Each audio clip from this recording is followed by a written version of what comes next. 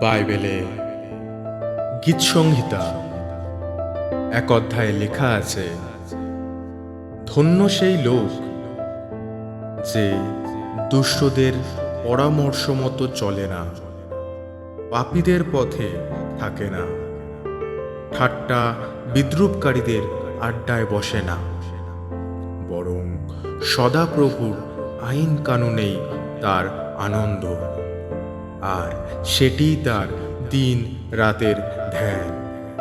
সে যেন জলস্রোতের ধারে লাগানো গাছ, যা সময় মতো ফল দেয়, আর যার পাতা শুকিয়ে ঝরে যায় না।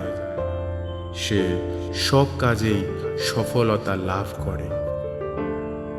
কিন্তু দুষ্টেরা সেরকম নয়, তারা যেন বাতাসে উড়ে যাওয়া তুষ।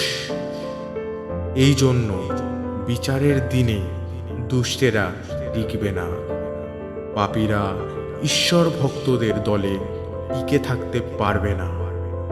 কারণ ঈশ্বর ভক্তদের চলার পথের ওপর সদাপ্রভুর খেয়াল আছে, কিন্তু দুষ্ট লোকদের চলার পথে রয়েছে ধ্বংস।